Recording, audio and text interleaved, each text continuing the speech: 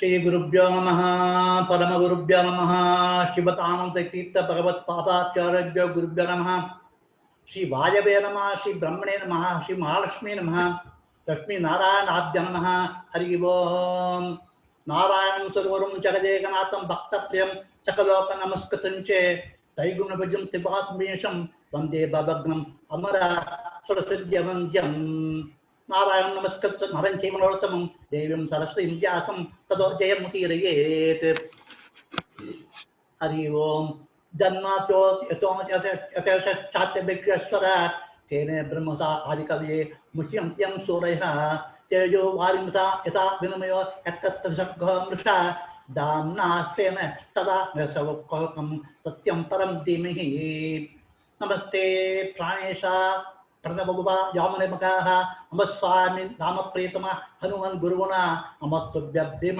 पर्वतवत्कृष्टेष्ट भगवन् नमः श्रीमन्मध्व वसिष्ठो जय जय प्रणमत्कामधेनुं च वदस्तोत्तरोपमं श्रीभावबोधकृत्पाद चिन्तामणिपास्महे दिव्याय राघवेन्द्राय सत्यधर्मरताय च भजतां कल्पवृक्षाय नमतां कामधेनवे आपाद मौलिपर्यन्तं गुरूणाम् आकृतिं स्वयते तेन विघ्नाः पश्यन्ति इत्यन्तं मनोरथाः हरि ओम हरि ओम हरि ओम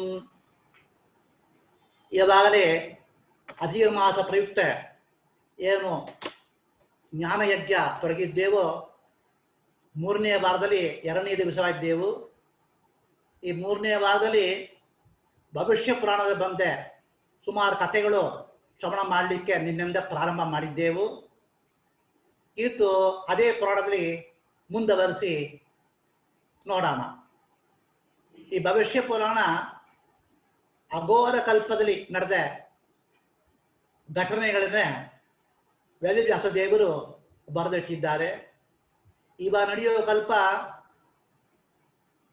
ಶ್ವೇತವರಾಯ ಕಲ್ಪ ಇಂಥ ಒಂದೊಂದು ಕಲ್ಪಕ್ಕೆ ಬೇರೆ ಬೇರೆ ಹೆಸರು ಇಟ್ಟಿದ್ದಾರೆ ಅಘೋರ ಕಲ್ಪದಲ್ಲಿ ನಡೆದ ಘಟನೆನೇ ಭವಿಷ್ಯ ಪುರಾಣ ನಮಗೆ ವೇದವ್ಯಾಸ ದೇವರು ಕೊಟ್ಟಿದ್ದಾರೆ ಮೊದಲಿದು ಬ್ರಹ್ಮ ಪರ್ವದಲ್ಲಿ ಪಾಂಡವರ ರಾಜ ಶತಾನಿಕಾಂಬವ ಮತ್ತು ಸುಮಂತುಮ ಮುನಿ ಇವರಿಬ್ಬರಿಗೆ ನಡೆದ ಸಂವಾದ ರೂಪದಲ್ಲಿ ವೇದವ್ಯಾಸ ದೇವರು ಬೇರೆ ಬೇರೆ ಕಥೆಗಳನ್ನ ನಮ್ಮ ಮುಂದೆ ಇಟ್ಟಿದ್ದಾರೆ ಈ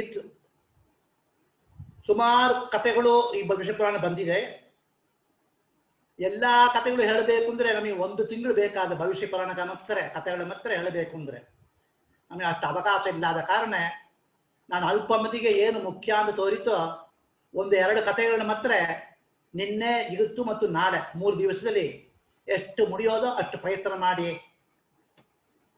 ಪ್ರವಚನ ಮಾಡಲಿಕ್ಕೆ ಪ್ರಯತ್ನ ಮಾಡ್ತಾನೆ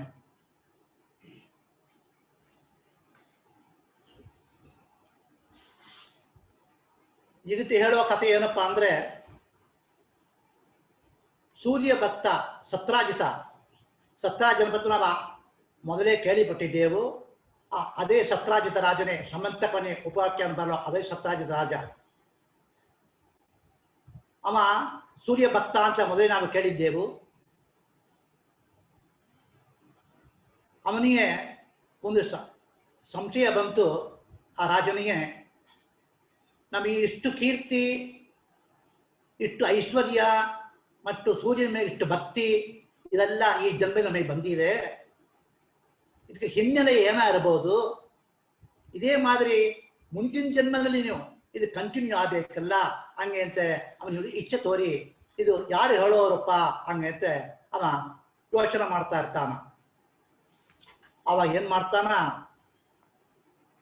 ಒಂದು ಸಭಾ ಆಯೋಜನೆ ಮಾಡ್ತಾನ ಶಾಸ್ತ್ರ ಮತ್ತು ವೇದ ಇದರೊಳಗೆ ಪಾರಂಗತರು ಆದ ಬ್ರಾಹ್ಮಣರೆಲ್ಲ ಕರೀತಾನ ಒಂದು ಸಭಾ ಅಲ್ಲಿ ಮಾಡ್ತಾನ ಅವನ ಹೆಂಡತಿ ಹೆಸರು ವಿಮಲಾವತಿ ಸತ್ರಾಜಿತ್ತು ವಿಮಲಾವತಿ ಭವಿಷ್ಯ ಪುರಾಣ ಹೇಳೋದು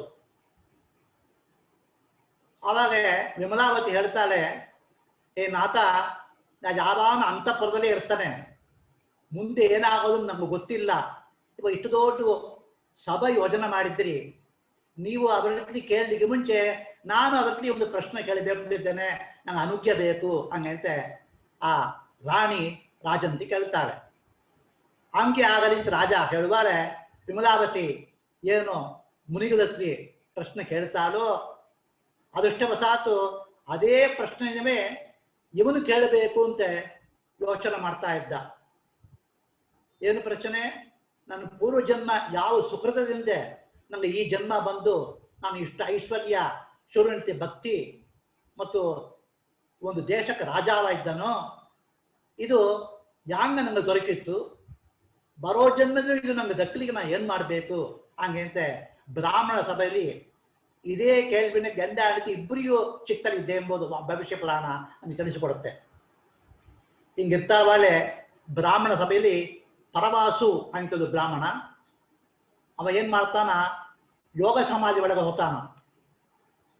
ಯೋಗ ಸಮಾಧಿ ಅಂದ್ರೆ ಕಣ್ಣು ಮುಚ್ಚಿಂಡು ತನ್ನ ಮನಸ್ಸನ್ನೇ ದೇವಕ್ಕೆ ಲಯ ಮಾಡಿ ತನ್ನವೇ ಮರ್ತೋ ಹೋದು ಯೋಗ ಸಮಾಧಿ. ಯೋಗ ಸಮಾಧಿ ಇದ್ದೇ ಸತರಾದಂತೆ ಅವ ಮಾತಾಡ್ತಾನ. ಹೇಳ್ತಾನ, ನಿನ್ ಪೂರ್ವ ಜನ್ಮ ವೃದ್ಧಾಂತ ಇಂಥ ಮಾಡಿದಪ್ಪ ಕೇಳು. ಹೋದ ಜನ್ಮದಲ್ಲಿ ನೀನು ಒಂದು ಶೂದ್ರನ ಜನ್ಮತೆ ಇದ್ದಿ. ಶೂದ್ರ ಮಾತ್ರ ಇಲ್ಲ, ತುಂಬ ದುಷ್ಟನಾಗೂ ಇದ್ದಿ. ನೀನ್ ದುಷ್ಟ ಕಾರ್ಯಗಳಿಂದ ನಿಂಗೆ ಕುಷ್ಠರೋಗ ಬಂದಿತ್ತಪ್ಪ. ಹೋದ ಜನ್ಮದಲ್ಲಿ ಇದೇ ವಿಮಲಾದೇವಿ ನಿಂಗೆ ಹೆಂಡತಿಯಾನು ಇದ್ದಳು. ಆದರೆ ಅವರು ಪತಿಪದ ಶಿರೋಮಣಿಯ ಪತಿಸೇವೆ ಮಾಡ್ತಾ ಇದ್ದಳು.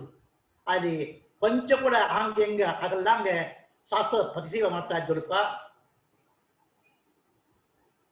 ನೀ ದುಷ್ಟನಾಗಿರೋ ಕಾರಣ ನಿನ್ನ ಪೂರ್ವಿಕರು ಏನೇನು ನಿಂಗೆ ಐಶ್ವರ್ಯ ಮಾಡಿಟ್ರು ಅದನ್ನೆಲ್ಲ ನೀ ಧ್ವಂಸ ಮಾಡಿ ಎಲ್ಲ ತಿಂದು ಬಿಟ್ಟು ಮತ್ತು ವ್ಯವಸಾಯ ಮಾಡ್ಲಿಕ್ಕೆ ಆರಂಭಿಸಿದಿ. ವ್ಯವಸಾಯದಲ್ಲಿ ನಿಂಗೆ ಸೋತೋದ್ಯದಲ್ಲಿ ಏನು ನಿಂಗೆ ಹೊಂದು ಬರಲ್ಲ. ದಿನಪಡಿ ಸಂಸಾರ ಮಾಡಲಿಕ್ಕೆ ನಿಂದ ಹಗಲಾಂಗೆ ಹೆಂಡತಿನ ಕರ್ಕೊಂಡು ಹೀಗೆ ಸಂಚಾರ ಮಾಡ್ತಾ ಇರುವಾಗಲೇ ಒಂದು ಕನ್ಯಾಕುಬ್ಜ ಎಂಬ ಒಂದು ನಗರಕ್ಕೆ ಬಂದಿಪ್ಪ. ಅಲ್ಲಿ ಒಂದು ಸೂರ್ಯ ದೇವಾಲಯ. ಆ ಸೂರ್ಯ ದೇವಾಲಯದಲ್ಲಿ ನೀನು ನಿನ್ನ ಹೆಂಡತಿ ಅಲ್ಲಿ ಹೊಕ್ಕು ಆ ಸೂರ್ಯ ದೇವಾಲಯಕ್ಕೆ ಸೇವೆ ಮಾಡ್ಲಿಕ್ಕೆ ಅಲ್ಲೇ ಕುಳಿತುಟ್ರಿ. ಆ ದೇವಾಲಯದ ಬುಡಿಯಾನ ಸಾರ್ಸಾನ ಹಿಂಗೆ ಬಂದು ಸೇವೆ ಮಾಡ್ತಾ ಇದ್ರಿ. ಆ ದೇವಾಲಯ ಅಂದ್ರೆ ಆ ಕಾಲದಲ್ಲಿ, ಈ ಕಾಲದಲ್ಲಿ ನಡೀತಾ ಇದೆ. ಆ ಕಾಲದಲ್ಲಿ ದೇವಾಲಯ ದಿನಾರು ಏನೋ ಪ್ರವಚನ ನಡೀತಾ ಇರೋದು. ಆವಾಗ ಅಲ್ಲಿ ಏನೇನು ಪ್ರವಚನ ನಡೀತೋ ಅದೆಲ್ಲ ಈ ಇವರಿಬ್ಬರು ಗಂಡ ಹೆಂಡತಿರು ಕೇಳ್ತಾ ಇರೋ ಭಾಗ್ಯ ಸಿಕ್ಕಿತ್ತು ಸೇವೆ ಮಾಡ್ತಾ ಇರುವಾಗ. ಅವನ ಹೆಂಡತಿ ಶೂದ್ರನ ಹೆಂಡತಿ ಅತ್ತ ವಿಮಲಾವತಿ, ಈ ಜನ್ಮದಲ್ಲಿ ವಿಮಲಾವತಿ ಅದ್ದಲ್ಲ, ಹೋದ ಜನ್ಮದಲ್ಲಿ ಶೂದ್ರನ ಹೆಂಡತಿ ಅದ್ದವಳು ಒಂದ್ಸಾತಿ ಆ ಪ್ರವಚನ ಮಾಡೋ ವಿದ್ವಾಂಸನಿಗೆ ತನ್ನ ಕೈಲಿರೋ ಉಂಗರನ ಬಿಚ್ಚಿ ಅವನಿಗೆ ಕೊಡ್ತಾರೆ. ಒಂದ್ಸತಿ ಏನಪ್ಪಾ ಆಯ್ತು ಅಂದ್ರೆ ಆ ದೇಶದ ರಾಜ ಕುರಳಾಶ್ವ ಅಂತ ಹೆಸರು, ಅವನ ಹೆಸರು ಕುರಳಾಶ್ವ. ಆ ರಾಜ ತನ್ನ ಸೇನಾ ಸಹಿತ ತನ್ನ ರಾಣಿಯರು ಸಾವಿರಾರು ರಾಣಿಯರು ಇರ್ತಾರೆ ಎಲ್ಲಾನ ಕರ್ಕೊಂಡ್ಬಂದು ಒಂದ್ಸಾತಿ ಇವರಿಬ್ಬರು ಕೂತ್ಕೊಂಡು ಆ ದೇವಾಲಯಕ್ಕೆ ಬರ್ತಾನ ದರ್ಶನ ಮಾಡ್ಲಿಕ್ಕೋಸ್ಕರ.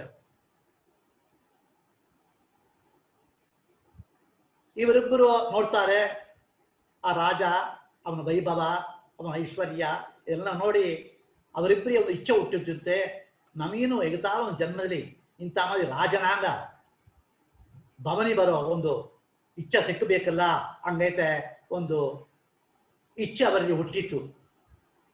ಭವಿಷ್ಯ ಪುರಾಣ ಹೇಳುತ್ತೆ ಈ ಇಚ್ಛೆಯಿಂದವೇ ಅವಳು ದೇಹ ಅಂತ್ಯ ಹೊಂದಿರು ಹಂಗೈತೆ ತಿಳಿಸ್ಪಡಿಸ್ತೆ. ಅವರು ಸೂರ್ಯ ದೇವಾಲಯದಲ್ಲಿ ಕೂತುಂಡು ದಿನಾಲು ಅದನ್ನು ಸ್ವಚ್ಛ ಮಾಡೋ ಒಂದು ಕೆಲಸದಿಂದ ಇದ್ದ ಸೇವೆ ಮಾಡಿದ ಕಾರಣ ಆ ಶೂದ್ರ ಬರೋ ಜನ್ಮದಲ್ಲಿ ಒಂದು ರಾಜನ ಹುಟ್ಟುತ್ತಾನ. ಯಾಕೆಂದ್ರೆ ಅವ ಸಾಯ್ವಾಲೆ ಅವ ರಾಜನ ಆಗಬೇಕು ಒಂದು ಕೊನೆ ಚಿಂತವನೆ ಇತ್ತು ಮತ್ತು ಬಹಳಷ್ಟು ಪುಣ್ಯ ಬೇರೆ ಅವನು ತಗೊಂಡಿದ್ದಾನ. ಯಾಕೆಂದ್ರೆ ಸೂರ್ಯ ದೇವಾಲಯದಲ್ಲಿ ಸೇವೆ ಮಾಡೋ ಒಂದು ಭಾಗ್ಯ ಅವನಿಗೆ ಬಂತು ಬಹಳ ವರ್ಷವ. ಆ ಪುಣ್ಯ ಅವನಿಗೆ ಇತ್ತು. ದೇಹ ಅಂತ್ಯ ಆವಾಲೆ ನಾನು ರಾಜ ಆಗಬೇಕು ಹಂಗೆ ಎಂಬ ಒಂದು ಇಚ್ಛೆ ಇತ್ತು. ಅದೇ ಮಾದರಿ ಅವ ಮರೋ ಜನ್ಮದಲ್ಲಿ ಸತ್ಯಾರಿ ರಾಜನ ಅವ ಜನ್ಮ ತೀರ್ತಾನ. ಆ ಹೆಂಡತಿನೂ ಅವನಿಗೆ ರಾಣಿಯ ವಿಮಲಾದೇವಿಯ ಹುಟ್ಟುತ್ತಾಳೆ. ಹಂಗೆ ಅಂತೆ ಹೇಳ್ತಾ ಆ ಪರಭಾಸು ಬ್ರಾಹ್ಮಣ ಹೇಳ್ತಾನ, ಆ ಜನ್ಮವೇ ನಿಂಗೆ ಇವಾಗ ಬಂದಿದಪ್ಪ, ನೀ ಏನ್ ಮಾಡ್ತಿ, ತ್ರೈಮಾಸಿಕ ವ್ರತ ಅಂತ ಒಂದಿದೆ, ತಿರುಕ್ರಮ ವ್ರತ.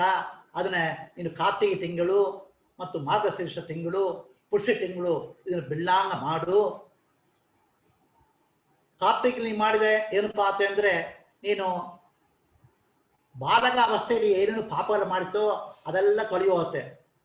ಮಾರ್ಗಶೀರ್ಷ ಮಾಡಿ ವ್ರತ ಮಾಡಿದೆ ಅಂದ್ರೆ ಏನಪ್ಪ ಅಂದ್ರೆ, ನೀನು ಯೌವನ ಹೊಂದಿ ಏನೇನು ಪಾಪಗಳು ಮಾಡಿದ್ದು ಆ ಯೌವನ ದಶೆಯಲ್ಲಿ ಮಾಡಿದ ಪಾಪಗಳನ್ನ ಮಾರ್ಗಶೀರ್ಷ ಮಾಡಿ ವ್ರತ ಮಾಡಿದೆ ಎಲ್ಲ ತೊಲಗಿಯುತ್ತೆ.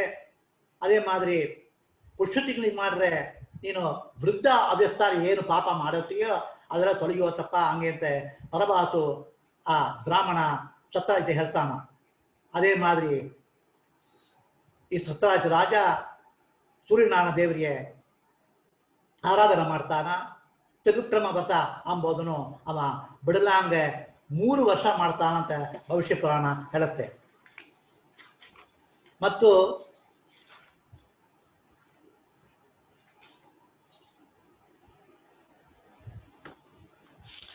ಭೋಚಕ ಬ್ರಾಹ್ಮಣ ಅವನ ವೃದ್ಧ ಅಂತಾನೆ ಭವಿಷ್ಯ ಪುರಾಣ ತಿಳಿಪಡಿಸುತ್ತೆ. ಭೋಜಕ ಬ್ರಾಹ್ಮಣ ಎಂಬ ಲಕ್ಷಣ ಏನಪ್ಪಾ ಅಂದ್ರೆ, ಭೋಜಕ ಎಂಬುದು ಪುರೋಹಿತರು, ಅದೊಂದು ವಂಶ. ಅವ್ರ ಲಕ್ಷಣ ಹೆಂಗಿರ್ಬೇಕು ಅಂದ್ರೆ, ಅವರು ವೇದ ಅಧ್ಯಯನ ಮಾಡ್ತಾ ಇರಬೇಕು. ಅರ್ಥಾತ್ ಹೋಗಿದವರು ಹೆಂಗಿದ್ದಾರೆ ಅಂತ ಭವಿಷ್ಯ ಪುರಾಣ ಹೇಳಿಕೊಡುತ್ತೆ.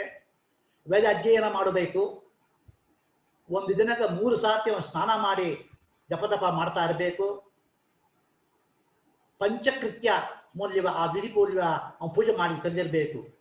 ಪಂಚಕೃತ್ಯ ಅಂದ್ರೆ ಏನಪ್ಪ ಅಂದ್ರೆ, ಪ್ರತಿಮಾ ಪೂಜಾ, ಸಂಧ್ಯಾ ತರ್ಪಣ, ಹವನ ಪೂಜಾ, ಧ್ಯಾನ ಜಪ ಮತ್ತು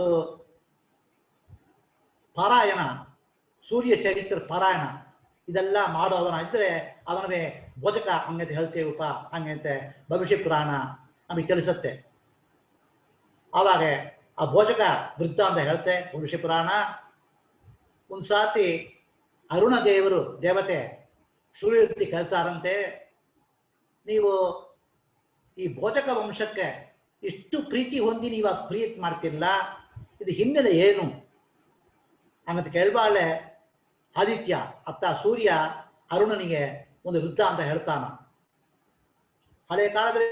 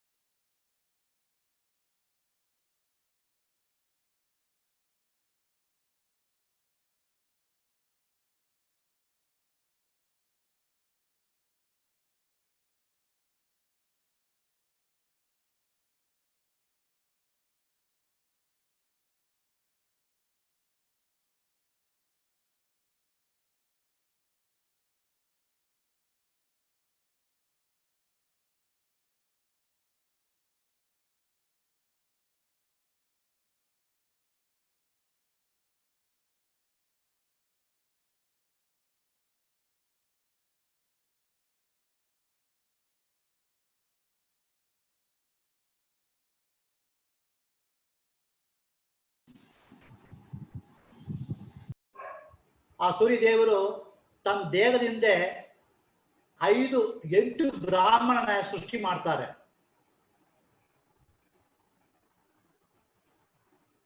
ಎರಡು ಕಣ್ಣುಗಳಿಂದ 2 ಬ್ರಾಹ್ಮಣರು ಮತ್ತು ಎದೆಯಿಂದ 2, 2 ಕಾಲಿಂದ 2, 2 ಪಾದದಿಂದ 2, ಆಗ ಮತ್ತೆ 8 ಬ್ರಾಹ್ಮಣ ಸೃಷ್ಟಿ ಮಾಡಿ ಅಲ್ಲಿ ತನ್ನ ಆವೇಶನ ಸೂರ್ಯದೇವರು ಇಟ್ಟಿದ್ದಾರೆ. ಆ 8 ಜನಗಳು ಸೂರ್ಯದೇವರು ನಮಸ್ಕಾರ ಮಾಡ್ತಾರೆ, ತಂದೆಗೆ ನಮ್ಮ ಸೃಷ್ಟಿ ಮಾಡುತ್ರಿ, ನಾವೇನ್ ಮಾಡಬೇಕು ಹಂಗಂತ ಕೇಳುವಾಳೆ ಸೂರ್ಯದೇವರು ಹೇಳ್ತಾರೆ, ಇಂಥ ಮಾದಿ ಪ್ರಿಯವ್ರತ ರಾಜ ಅವತ್ತಿ ಹೋರಿ ಅವನ ಹೇಳ್ತಾನೋ ಅದೇ ಮಾಡಿ ಅಂತ ಹೇಳುವಾಳೆ 8 ಜನನು ಪ್ರಿಯವ್ರತ ರಾಜದಿಂದ ಬಂದು ಬರ್ತಾರೆ. ಆವಾಗ ಪ್ರಿಯವ್ರತ ರಾಜ ಸೂರ್ಯದೇವರು ಹೇಳಿದಂಗೆ ಈ ಆಲಯನ ಅವರತ್ತಿ ಒಪ್ಪಿಸಿ ಆ ಬಂಗಾರ ಪ್ರತಿಮೆನೆ ಅಲ್ಲಿ ಪ್ರತಿಷ್ಠಾಪನ ಮಾಡ್ತಾನ. ಅವರಲ್ಲಿ ಪೂಜೆಗೆ ಹರ್ಗರ್ ಮಾಡ್ತಾನ. ಆ 8 ಜನ ಯಾರಿದ್ದಾರೋ ಅವರು ಸಾಕ್ಷಾತ್ ಸೂರ್ಯದೇವರ ಆತ್ಮ ಸ್ವರೂಪವುಳ್ಳವರು. ಅವರನ್ನೇ ಭೋಜಕ ಅಂತ ಹೇಳೋದು ಅಂತ ಹೇಳ್ತಾರೆ.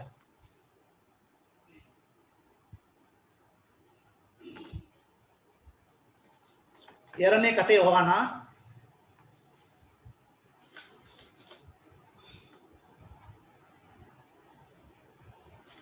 ಒಂದು ಸಾರ್ತಿ ಬೃಹಸ್ಪತಿ ಆಚಾರ್ಯರು ಪ್ರಯಾಗ ಕ್ಷೇತ್ರದಲ್ಲಿ ಕೂತಿರುವಾಳೆ ದೇವೇಂದ್ರ ಮತ್ತು ಬಾಕಿ ದೇವತೆಗಳು ಅಲ್ಲಿ ಬಂದು ಬೃಹಸ್ಪತಿ ಆಚಾರ್ಯಗೆ ನಮಸ್ಕಾರ ಮಾಡಿ ಅವನಿಗೆ ಕೇಳ್ತಿಂತಾರೆ, ಸೂರ್ಯ ಮಹಾತ್ಮ್ಯ ನಮಗೆ ತಿಳಿಪಡಿಸಬೇಕು ಹಂಗಂತೆ ಅವಂತಿ ಬೇಡಿಕಿಂತಾರೆ. ಅದ್ರ ಪ್ರಕಾರ ಬೃಹಸ್ಪತಿ ಆಚಾರ್ಯರು ಸೂರ್ಯ ಮಹಾತ್ಮನ ಪತ್ತಿ ದೇವತೆಗಳಿಗೆ ದೇವೇಂದ್ರನ ಸಹಿತ ಹೇಳಲಿಕ್ಕೆ ಆರಂಭಿಸ್ತಾರೆ. ಸುಮಾರು ಕಥೆಗಳು ಈ ಬೃಹಸ್ಪತಿ ಆಚಾರ್ಯರು ದೇವತೆ ಹೇಳೋದು ಭವಿಷ್ಯ ಪುರಾಣದಲ್ಲಿ ಇದೆ. ಅಲ್ಲಿ ಎರಡೇ ಕಥೆ ಮಾತ್ರ ನಿಮ್ಮ ಮುಂದೆ ನಾವು ಹೇಳ್ತಾನೆ ಇವತ್ತು.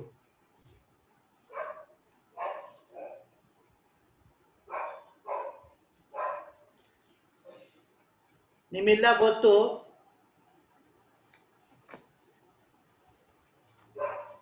ಜಯದೇವ ಅಂತ ಕೇಳ್ಪಟ್ಟಿರಿ ಒಳ್ಳೆ ಜನ. ಜಯದೇವರು ರಾಘವೇಂದ್ರ ಗೊತ್ತಾಗೋರು. ಜಯದೇವರು ಬಹಳ ಪ್ರಖ್ಯಾತಿ ಹೊಂದಿದವರು. ಆ ಜಯದೇವರು ವೃದ್ಧ ಅಂತಾನೆ ಭವಿಷ್ಯ ಪುರಾಣ ಹೇಳುತ್ತೆ.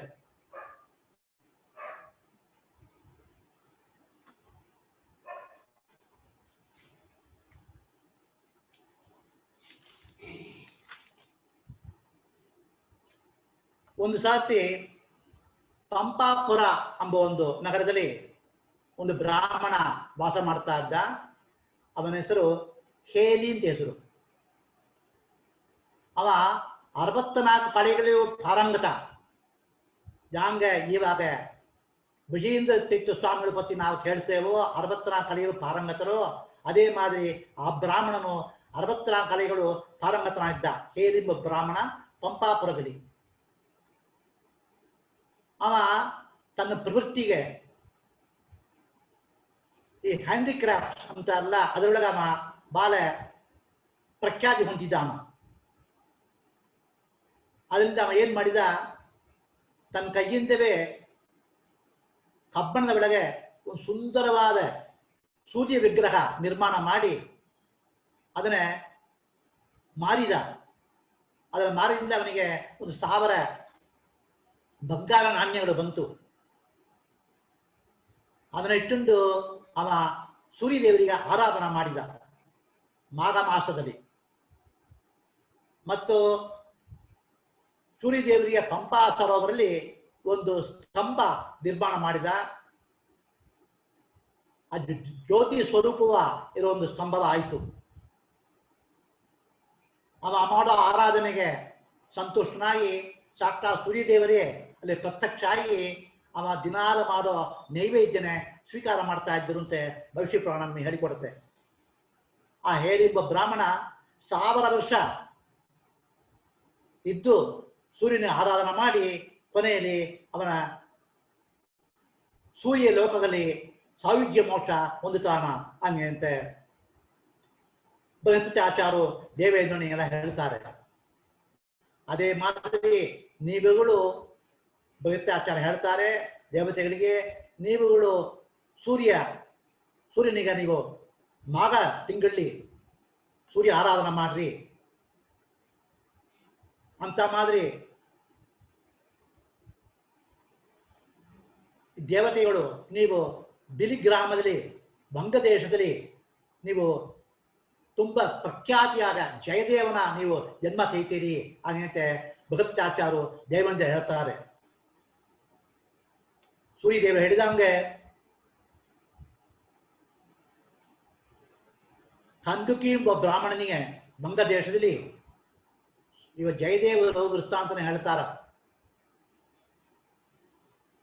ಈ ಸೂರ್ಯದೇವರೇ ಬಂಗದೇಶದಲ್ಲಿ ಕಂದುಕಿ ಎಂಬ ಬ್ರಾಹ್ಮಣನಿಗೆ ಮಹಾನ ಹುಟ್ಟುತ್ತಾನ. ಯಾರು? ಸೂರ್ಯನೇ ವಂಗದೇಶದಲ್ಲಿ ಕಂಡುಕಿ ಬ್ರಾಹ್ಮಣನಿಗೆ ಮಗನ ಹುಟ್ಟುತ್ತಾರೆ. ಅವರಿಗೆ 12 ವರ್ಷ ಆಗ್ತಾ ವೇಳೆ ಅವ್ರ ತಾಯಿ ತಂದೆಗಳು ಕಾಲ ಆಗಿರುತ್ತಾರೆ. ದಯಾ ಒಳಗೆ ತಂದೆ ತಾಯಿ ಶಬ್ದ ಮಾಡ್ತಾ ಇರುವಾಗಲೇ ಅವನ ಮುಂದೆ ಪಿತೃಗಳೇ ಹೇಳ್ತಾರೆ, ನಾವು ಸ್ವರ್ಗಗತಿ ಹೊಂದಿದ್ದೇವಪ್ಪ ಹಂಗೆ ಅಂತ ಪಿತೃಗಳು ಅವನ ಮುಂದೆ ಹೇಳ್ತಾರೆ. ಅಷ್ಟು ಚಿಕ್ಕ ವಯಸ್ಸಲ್ಲೇ ಆ ಬ್ರಾಹ್ಮಣನಿಗೆ ಆ ಮಗ ಏನಿದ್ದಾನೋ ಅವನಿಗೆ ವೈರಾಗ್ಯ ಬಂದುತ್ತೆ. ಚಿಕ್ಕ ವಯಸ್ಸಿಂದವೇ ವೈರಾಗ್ಯ ಬಂದು ದಿನಾಲು ಭಜನೆ ಮಾಡಲಿಕ್ಕೆ ಶುರು ಮಾಡ್ತಾನ.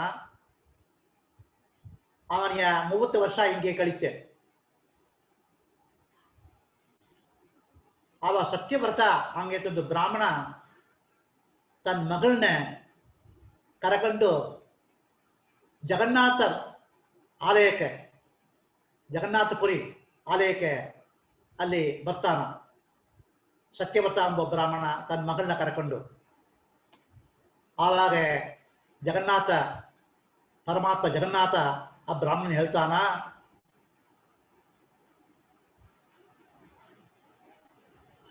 ಈ ಹೆಣ್ಣನ್ನ ನೀ ಜಯದೇವ ಎಂಬ ಒಬ್ಬ ಇದ್ದಾನ, ನೀ ಅವನಿಗೆ ಕೊಟ್ಟು ಮದುವೆ ಮಾಡು.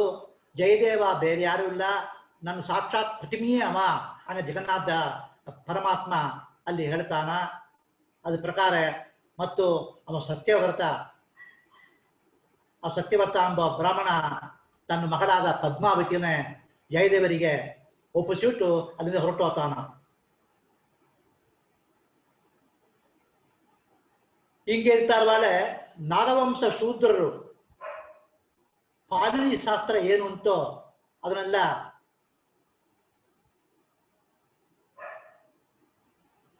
ಕುಯುಕ್ತಿಯಿಂದ ಬೇರೆ ಬೇರೆ ಅರ್ಥ ಮಾಡಿ ಅದನ್ನೆಲ್ಲ ಕೆಡಿಸುತ್ತಾರೆ ಪಾಣಿನಿ ಸೂತ್ರನೇ. ಈ ಜಯದೇವರೇ ತಿರು ಪಾಣಿನಿ ಸೂತ್ರನೇ ವೇದಾಂಗ ನಿರುಕ್ತ ಎಂಬುದರೊಳಗೆ ಅದನ್ನ ಉದ್ಧಾರ ಮಾಡ್ತಾರೆ. ಹಿಂಗಿರ್ತಾರವಾಳೆ ಒಂದು ಸಾರ್ತಿ ಕಳ್ಳರು ಜಯದೇವತಿ ಬಂದು ರಾಜರ ಮೂಲವ ಏನೇನು ಸಂಪತ್ತು ಜಯದೇವರಿಗೆ ಬಂತು ಅದನ್ನೆಲ್ಲ ಕಳ್ಳರು ಕಳವಾಡಿ ಮುಟ್ಟೋತಾರೆ ಮತ್ತು ಅವ್ರ ಕೈಕಾಲನ್ನ ಮುರಿದಾಕ್ಬಿಡ್ತಾರೆ. ಯಾರನ್ನ? ಜಯದೇವರ ಕೈಕಾಲನ್ನ ಮುರಿದಾಕಿ ಸಂಪತ್ತನ್ನ ಕಳ್ಕೊಂಡು ಹೊಟ್ಟೋತಾರೆ. ಮತ್ತು ಅವನ ಒಂದು ಹಳ್ಳದ ಒಳಗೆ ದುಪ್ಪಿ ಹಾಕಿಟ್ಟು ಹೊಟ್ಟೋತಾರೆ. ಅವ ಹೆಂಡತಿಯಾದ ಪದ್ಮಾವತಿ ಅವಳಿಗೆ ಸಮಾಧಾನ ಮಾಡಿ ಮಾಡ್ತಾ ಇರ್ತಾಳೆ. ಆವಾಗ ಆ ದೇಶದ ರಾಜ ಧರ್ಮಪಾಲ ಎಂಬವ ಅವ ಬೇಟ ಆಡ್ತಾ ಆ ಸ್ಥಳದಲ್ಲಿ ಬರ್ತಾ ಇರುವಾಳೆ ಈ ಘಟನೆ ನೋಡಿ ಕೇಳ್ತಾನ, ಏನಾಯ್ತು ಅಂತೆ ಎಲ್ಲ ವೃದ್ಧ ಅಂತ ಹೇಳ್ತಾರೆ. ಆವಾಗ ಆ ರಾಜ ಪದ್ಮಾವತಿಯನ್ನು ಆ ಜಯದೇವ ಬ್ರಾಹ್ಮಣನು ತನ್ನ ಪಲ್ಲಕ್ಕಲ್ಲಿ ಕೂರಿಸಿ ಅರಣ್ಮನೆ ಕರ್ಕೊಂಡು ಹೋಗ್ತಾನ.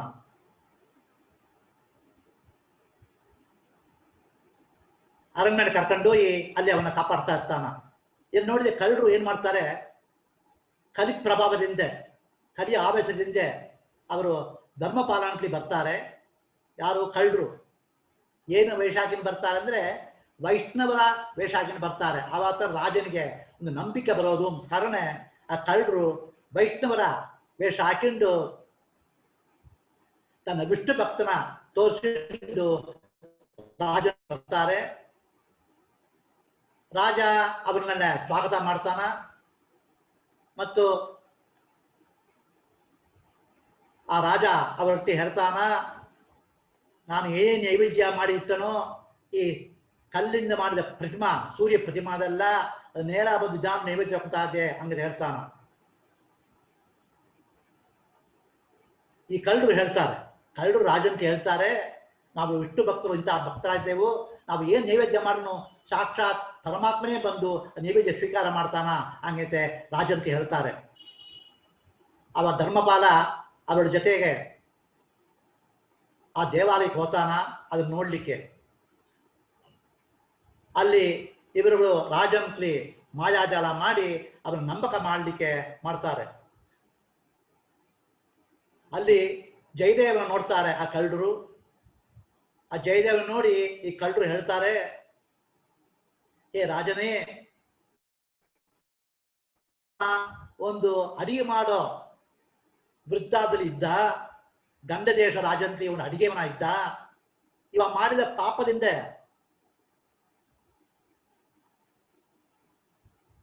ಇವ ಏನ್ ಪಾಪ ಅಂದ್ರೆ ರಾಜನವೇ ಕೊಲ್ಲಬೇಕು ಅಂತ ಅಡಿಗೆ ಮಾಡೋದ್ರೊಳಗೆ ಇವ ವಿಷ ಕೊಟ್ಟು ರಾಜನವೇ ಹತ ಮಾಡ್ಲಿಕ್ಕೆ ಇರುವಾಳೆ.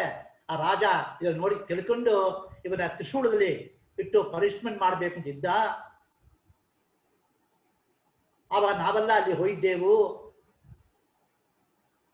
ಹೋಗಿ ಹೇಳಿದೆವು, ಏ ರಾಜನೇ, ನೀವನ್ನ ಕೊಲ್ಲಬೇಡ, ಅವನ ಪಾಪಕ್ಕೋಸ್ಕರ ತ್ರಿಶೂಲದಲ್ಲಿ ಮಾಡೋದು ಸರಿ ಇಲ್ಲ ಹಂಗೆ ಹೇಳಿದ ಉಣ್ಣೆ ಅವನ ಆ ತ್ರಿಶೂಲದಿಂದ ಕಳಗಡಿಸಿ ಅವನ ಕೈಕಾಲನ್ನ ಮುರಿಸ್ತಾನ ರಾಜ.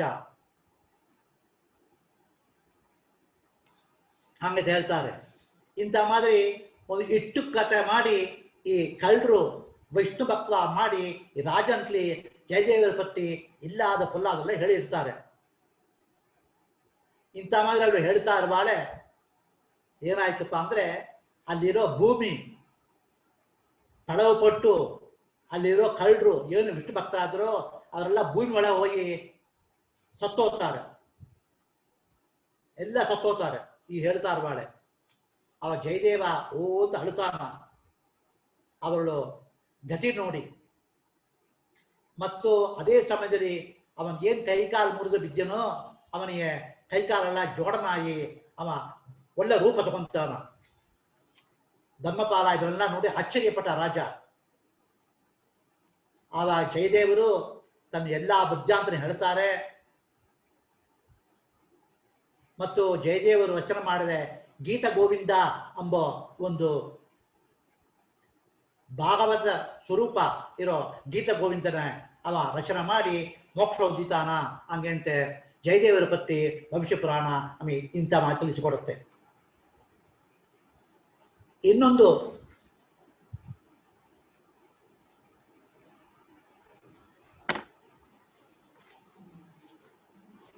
ಕತೆ ಈಗ ಏನಪ್ಪಾ ಅಂದ್ರೆ, ನೀವೆಲ್ಲ ಚೈತನ್ಯ ಮಹಾಪ್ರಭು ಹಂಗಂತ ನೀವು ಕೇಳ್ಪಟ್ರಿ. ಕೃಷ್ಣ ಚೈತನ್ಯ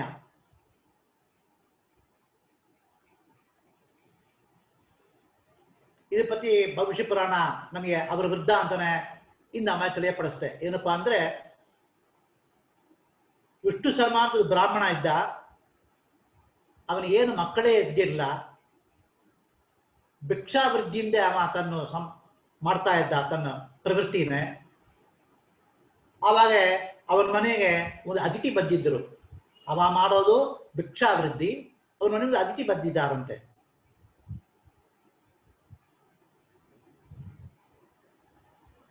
ಆವಾಗ ಅತಿಥಿ ನೋಡ್ತಾನ, ಇವರ ಮನೆಯಲ್ಲಿ ಅವರಿಗೆ ಅತಿಥಿ ಸತ್ಕಾರ ಮಾಡಲಿಕ್ಕೆ ಏನಿಲ್ಲ, ಬಹಳ ಬಡತನ ಇರೋ ಕಾರಣ ಆ ಅತಿಥಿ ಏನ್ ಮಾಡ್ತಾನ, ತನ್ನತ್ಲಿ ಒಂದು ಪರಸ್ ಜಮ್ ಅಂತಾರೆ, ಒಂದು ಮಣಿ, ಆ ಮಣಿನೇ ಅವರ್ತಿ ಕೊಡ್ತಾನ.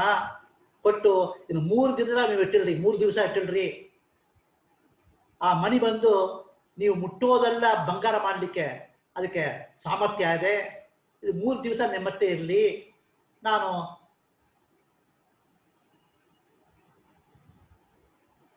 ಸಂಚಾರ ಮಾಡಿಟ್ಟು 3 ದಿವಸಕ್ಕೆ ಆಮೇಲೆ ಬಂದು ನಿಮ್ಮಲ್ಲಿ ತಗೊಂತಾನೆ ಹಂಗೆ ಅಂತ ಹೇಳ್ತಾನ.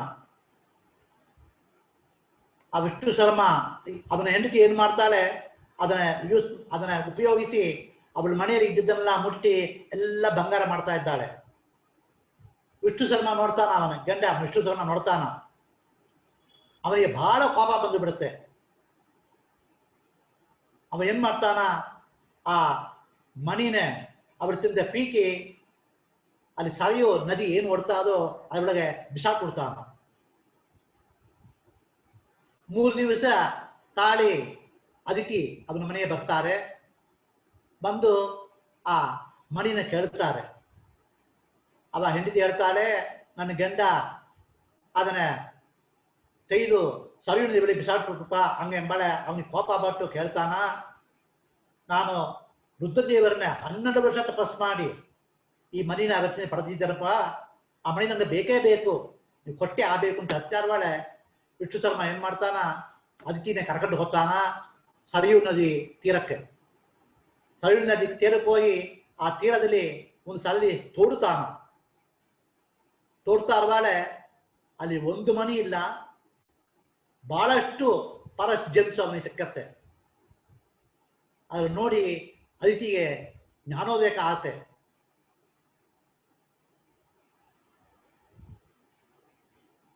ವಿಷ್ಣು ಶರ್ಮ ಇಂಥ ಮಾರಿ 1000 ವರ್ಷ ಅವ ಆರಾಧನೆ ಮಾಡ್ತಾ, ಸೂರ್ಯದೇವ ಆರಾಧನೆ ಮಾಡ್ತಾ ಅವನು ಸೂರ್ಯಮಂಡನ ಹೊಂದುತ್ತಾನ. ಫಾಲ್ಗುಣ ತಿಂಗಳಲ್ಲಿ ಅವ ಸೂರ್ಯಮಂಡಲದಲ್ಲಿ ತೇಜಸ್ತಾ ಇರ್ತಾನ ಅಂತ ಬೃಹಸ್ಪತಿ ಆಚಾರ್ಯರು ಇಂದ್ರದೇವರಿಗೆ ಹೇಳ್ತಾರೆ. ಇಂದ್ರದೇವರು ಸೂರ್ಯನ ಫಾಲ್ಗುಣ ತಿಂಗಳಲ್ಲಿ ಆರಾಧನೆ ಮಾಡ್ತಾರೆ. ಅವ ದೇವೇಂದ್ರ ಆರಾಧನೆ ಮಾಡ್ತಾ ಸಮಯದಲ್ಲಿ ಸೂರ್ಯದೇವರೇ ಅಲ್ಲಿ ಅವನ ಪ್ರತ್ಯಕ್ಷ ಆತಾರೆ. ಪ್ರತ್ಯಕ್ಷ ಆಗಿ ದೇವೇಂದ್ರನ ಶರೀರದ ಒಳಗೆ ಸೂರ್ಯದೇವರು ನುಗ್ಗಿಂತಾರೆ, ಪ್ರವೇಶ ಮಾಡ್ತಾರೆ. ಆ ದೇವೇಂದ್ರನ್ ದೇಹ ಕೆಳಗೆ ಬಿದ್ದು ಬಿಡುತ್ತೆ. ಬರೋ ಜನ್ಮದಲ್ಲಿ ಆ ದೇಹ ಅವರೇ ದೇವೇಂದ್ರನೇ ಶಚಿದೇವಿಯನ್ನು ಅವರ ಜೊತೆಗೆ ಹೊರಟೋಗ್ತಾಳೆ.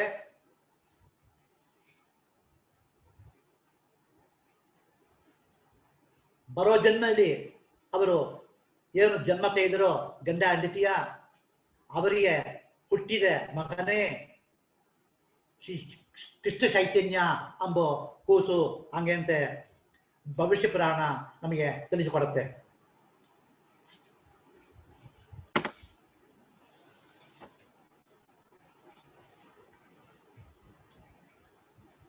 ಮತ್ತು ಇದು ಬಂದು ಬ್ರಹ್ಮ ಪರ್ವದಲ್ಲಿ ಬಂದ ಕಥೆಗಳು.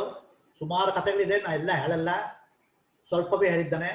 ಉತ್ತರ ಪರ್ವದಲ್ಲಿ ಕತೆ ಹೋತೇವು.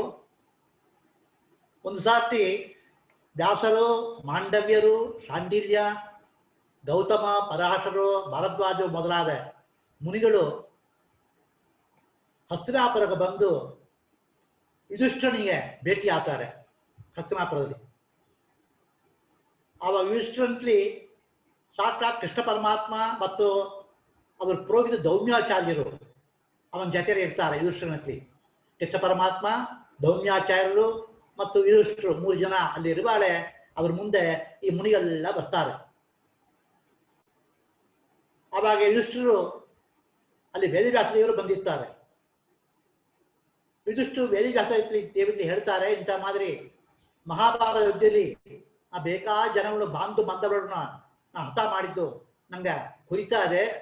ನಾ ಏನಿತನ ರಾಜ್ಯ ಪಟ್ಟಾಭಿಷೇಕ ಮಾಡಿಕೊಂಡ್ರು ಕೂಡ ನಾನು ಧರ್ಮ ಇಂಥ ಮಾದರಿ ಪಾಪ ಕಾರ್ಯ ಮಾಡಿದೆ ಎಂಬುದು ಇರುತ್ತೆ.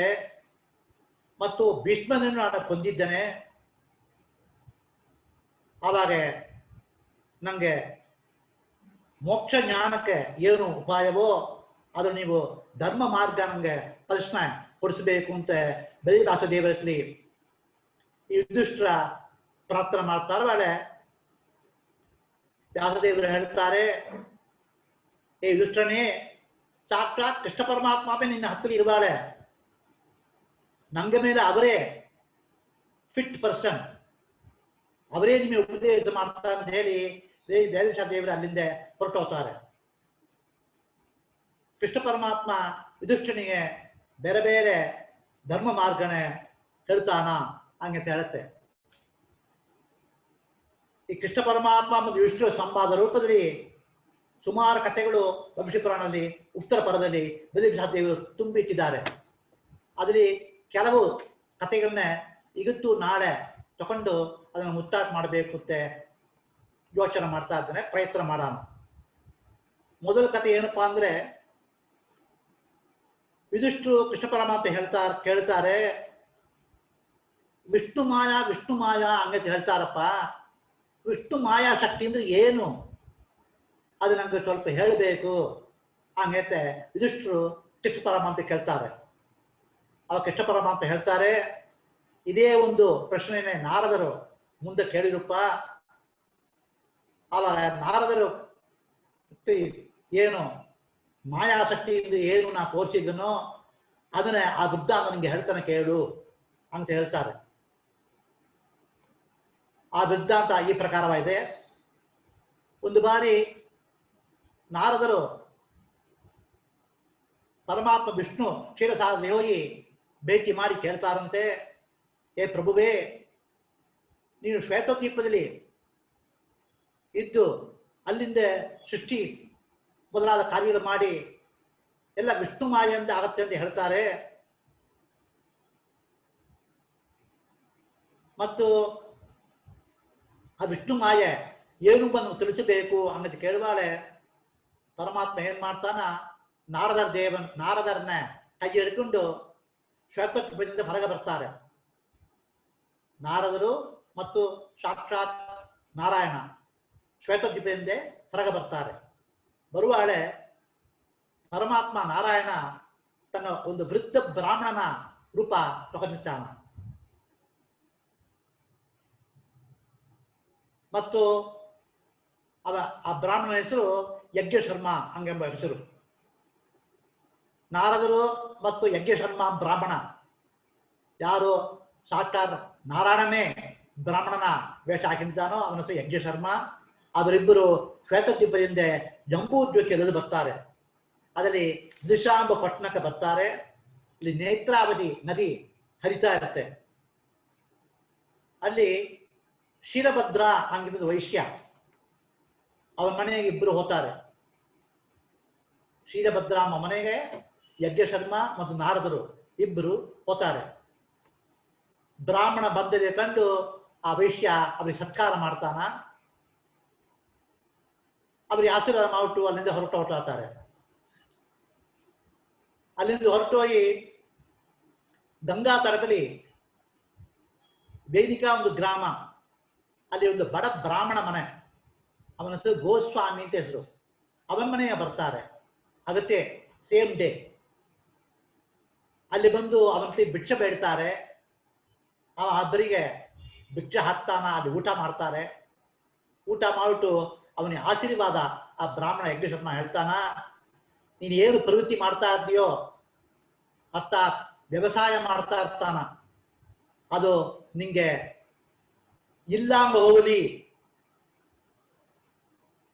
ಮತ್ತು ನಿಂಗೆ ಈ ಪ್ರವೃತ್ತಿ ಒಳಗೆ ಮುಂದೆ ಜನರೇಷನ್ ಇಲ್ಲಾಂಗ ಹೋಗಲಿ ಅಂತ ಆಶೀರ್ವಾದ ಮಾಡ್ತಾರೆ. ಮತ್ತು ಹೊರಗೆ ಬರ್ತಾರೆ.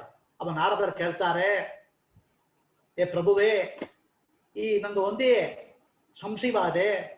ವೈಶ್ಯನ ಮನೆ ಹೋದೆವು, ಅವನಿಗೆ ನೀನು ಊಟ ಆಟವನ್ನು ಸ್ವೀಕಾರ ಮಾಡಲಾಂಗೆ ಸತ್ಕಾರವನ್ನು ಸ್ವೀಕಾರ ಮಾಡಿ ನೀವು ಉಪದೇಶ ಮಾಡಿದಿ, ಆಶೀರ್ವಾದ ಮಾಡಿದಿ. ಈ ಬ್ರಾಹ್ಮಣನ ಮನೆಗೆ ಬರುವಾಳ ಮಾತ್ರ ಅವನಿಗೆ ಹೊಟ್ಟೆ ತುಂಬ ಊಟ ಮಾಡಿಬಿಟ್ಟು ಅವನಿಗೆ ಶಾಪ ಕೊಟ್ಟಂಗೇನೋ ನೀನು ಅನುಗ್ರಹ ಮಾಡಿದಿಲ್ಲ. ಇದು ಹಿನ್ನೆಲೆ ಏನು ಅನ್ನೋದು ಕೇಳುವಾಳೆ ಪರಮಾತ್ಮ ಅಂತ ಯಜ್ಞ ಶರ್ಮ ಹೇಳ್ತಾನ,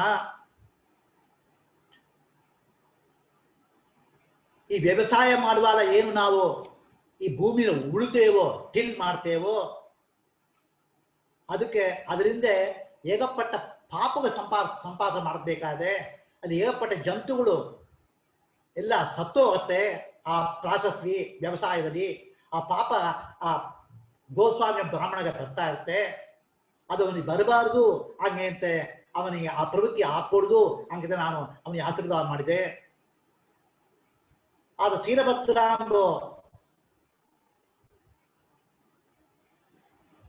ಆ ವೈಶ್ಯ ಅವನು ವ್ಯವಸಾಯ ಮಾಡ್ತಾ ಇದ್ದ. ಅವನಿಗೆ ನರಕವೇ ಅವನಿಗೆ ಆಯಿತು. ಅಂತ ಮಾದರಿ ಈ ಗೋಸ್ವಾಮಿ ಬ್ರಹ್ಮ ಆಗಬಾರದು ಅನ್ನೋ ಕಾರಣ ಆ ಆಶೀರ್ವಾದ ಮಾಡಿದೆ ಹಂಗೈತೆ ಒಂದು ರಹಸ್ಯನೇ ಈ ಯಜ್ಞ ಶರ್ಮ ಅರ್ಥ ನಾರದರು ಹೇಳ್ತಾರೆ.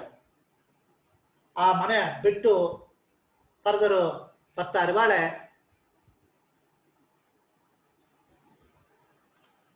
ಅವಳು ಕನ್ಯಾಕುಬ್ಜ ಎಂಬ ಒಂದು ದೇಶಕ್ಕೆ ಬರ್ತಾರೆ. ಅಲ್ಲಿ ಒಂದು ಸುಂದರವಾದ ಸರೋವರ, ಆ ಸರೋವರ ನೋಡಿ ನಾರದರು ಅಲ್ಲಿ ಮುಳುಗಬೇಕು ಎಂಬ ಇಚ್ಛೆ ಪಡುವ ಕಾರಣ ಈ ವೃದ್ಧ ಬ್ರಾಹ್ಮಣ ಯಜ್ಞಶರ್ಮ ಮತ್ತು ನಾರದರು ಅದರೊಳಗೆ ಮುಳುಗುತ್ತಾರೆ.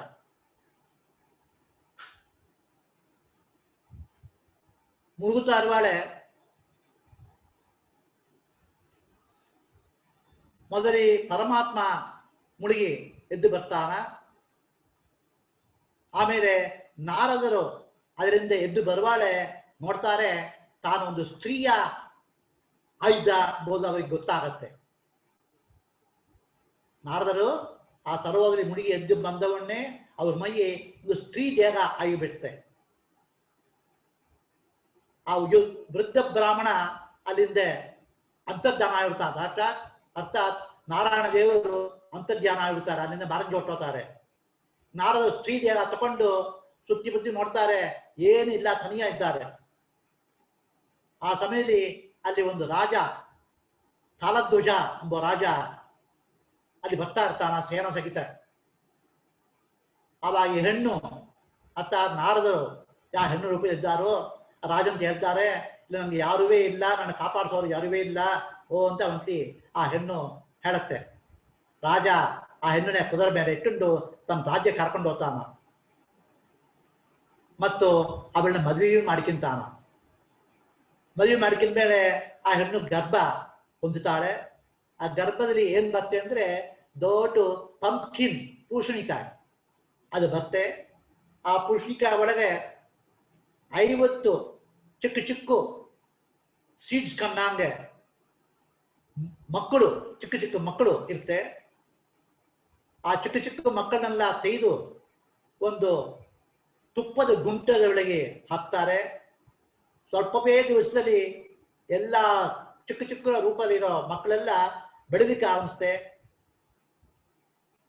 ಆ ಬೆಳಲಿಕ್ಕೆ ಆರಂಭಿಸಿ ಎಲ್ಲ ಮಕ್ಕಳು ಪರಸ್ಪರ ವಿರೋಧದಿಂದ ಜಗಳ ಹಾಕಿಕೊಂಡು ಎಲ್ಲ ಹತರಾಗ್ತಾರೆ. ಹತರಾದವನ್ನೇ ಅವರು ತಾಯಾದ ಅರ್ಥಾತ್ ನಾರದರು ಅವರ ತಾಯಿ ಹೆಣ್ಣು ರೂಪದಲ್ಲಿದ್ದಾರೆ.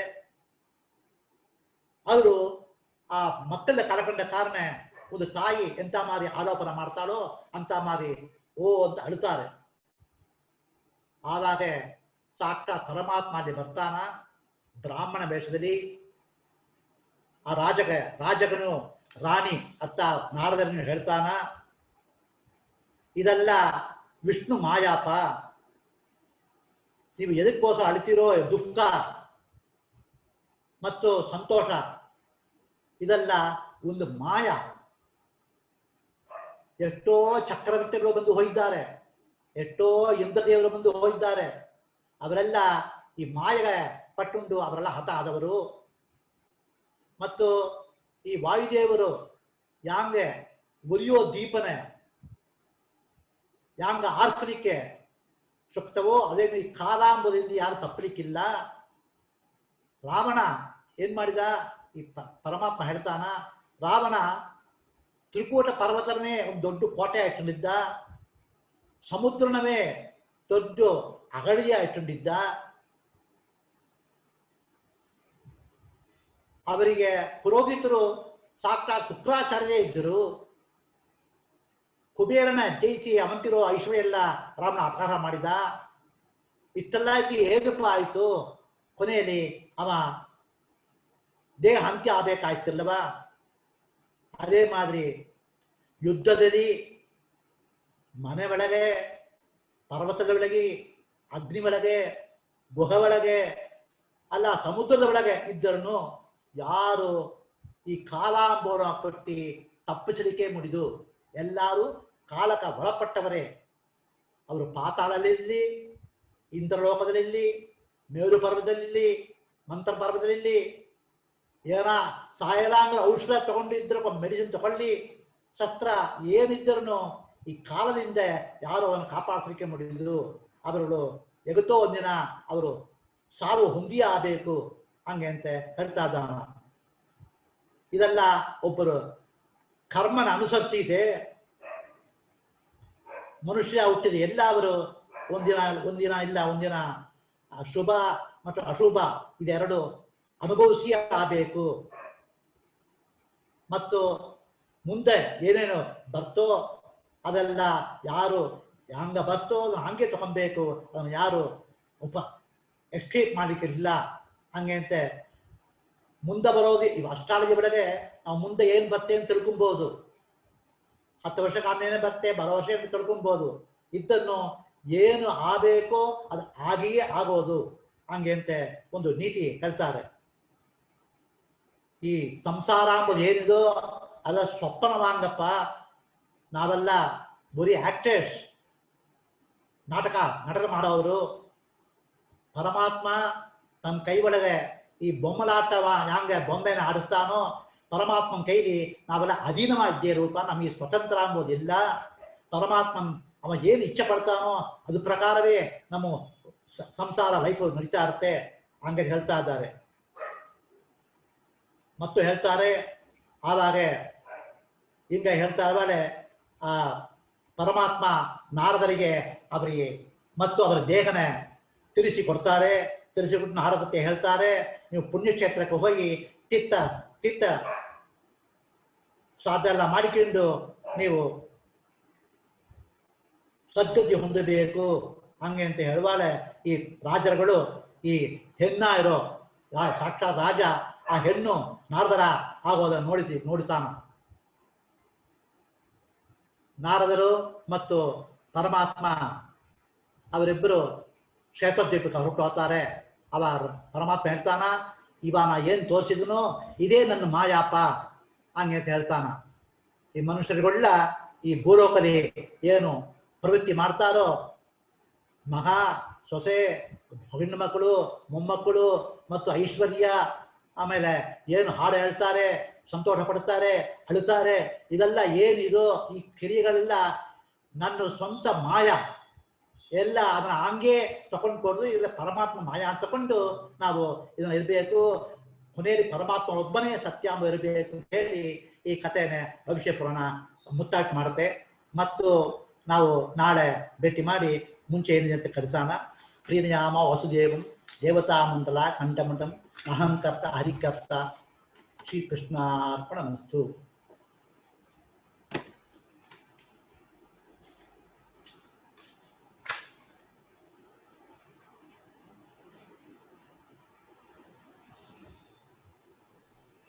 ಕ್ವಶನ್ ಆನ್ಸರ್ಸ್ ಹೇಳ್ಬೋದಾ?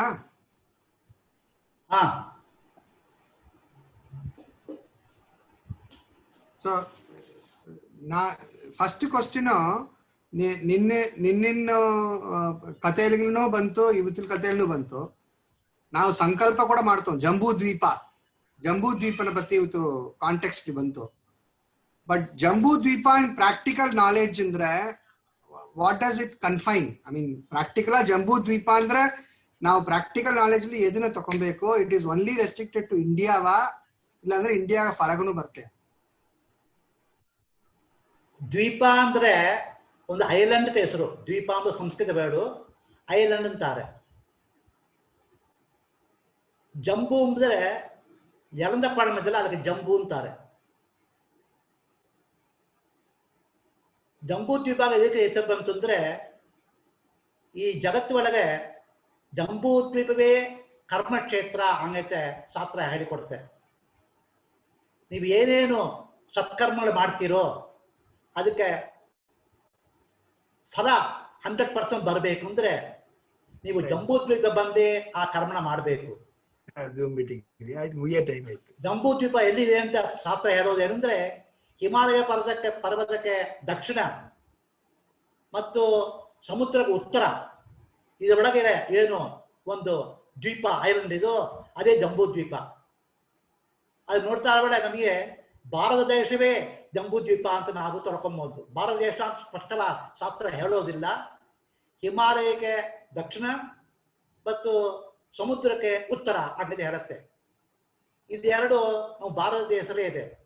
ಅದಕ್ಕೋಸ್ಕರ ಭಾರತ ದೇಶವೇ ಜಂಬೂ ದ್ವೀಪ ಅಂತ ತಗೊಬೇಕು ಅಂತ ನಿರ್ಣಯ ಮಾಡಿದ್ದಾರೆ. ಭಾರತ ದೇಶ ಏನು ಕರ್ಮ ಮಾಡ್ತೀರೋ ಅದೇ ನಿಮಗೆ 100% ಫಲ ಕೊಡೋಕೆ ಸಾಧ್ಯವಾಗಿದೆ.